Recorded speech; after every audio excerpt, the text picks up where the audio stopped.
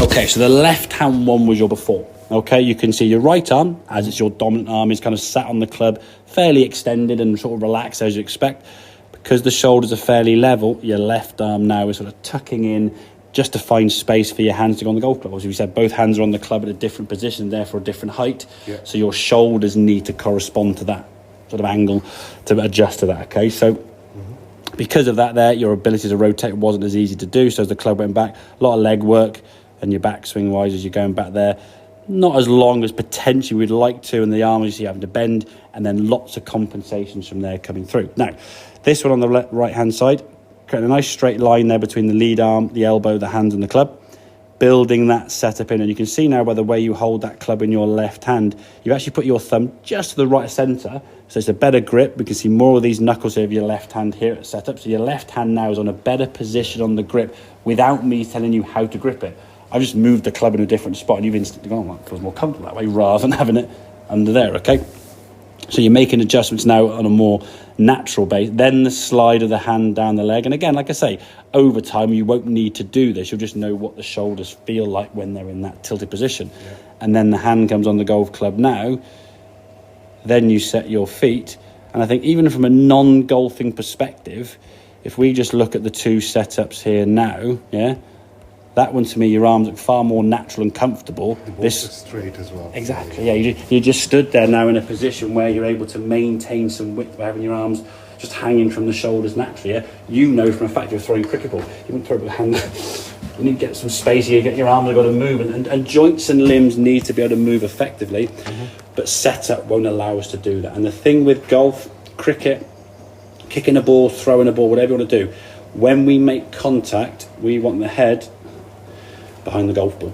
Yeah, if you're going to kick a football or a rugby ball, you're kicking it with your head behind the ball. When you release the ball, when you throw a cricket ball, your head is behind the release. When you're in a cricket ball, unless it's a kind of, I suppose, a little let one go off sort of down to third man kind of thing, for the most part you're hitting the ball kind of in front of you. If you're throwing a rugby ball, you're releasing it in front of you. Your head's always going to be behind the golf ball. That's our kind of most efficient position we're going to get into, okay? But the handle of the golf club is going to be slightly forward. So we say what we call the sort of impact position, that your hands and the head are bookending the golf ball, yeah?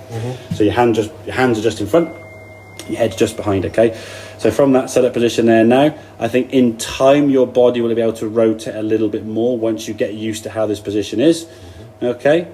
But that club now is going back a little bit further, yeah? So you're taking the golf club back now a bit more. I mean, the last one was sort of 12 o'clock. You've got that one there to like towards 1 o'clock. Now, I'm not saying increase the swing as of yet. We're just going to get you focusing on standing to the ball better, yeah? Your own natural ability is the ball decent, to be fair. I'm going to worry about too many things at the moment in the swing. Yeah.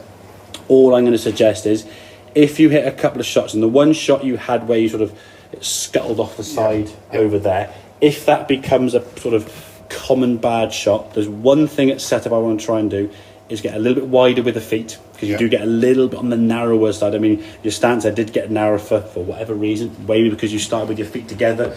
I wonder how wide to put them. Make sure your feet are a little bit wider.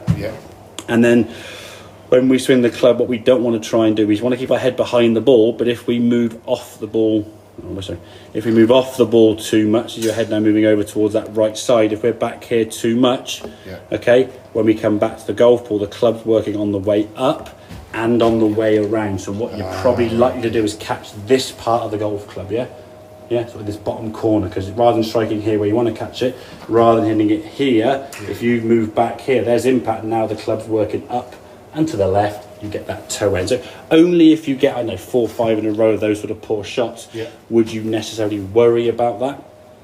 And we're always sort of conscious in that sort of first session to focus on static changes, i.e. setup, You put too much thought into the swing, you'll forget the setup, the shot will get worse anyway, and you just get down the rabbit hole of multiple different swing thoughts, trying 25 different things, and you'd be like, can't do it, okay? So setup-wise is the sort of key thing. That to me is something you can just, again, as daft as it may sound, in front of the mirror, just practice that over and over again to the point where it just becomes what you do, Just get used to standing over a golf ball with the head slightly behind the ball, hands slightly in front, creating what we call that lowercase y at address, And once you've got that down to a T, I'm going to worry about doing it, you can just grab a golf club, boom, you just get set there. That's just what you will do every time. Then you can then start focusing on a bit more kind of swing thoughts. The first thing will be focusing on more so is the stuff in the backswing. There's a little bit of that if we start hitting some of those toppy ones, as we said.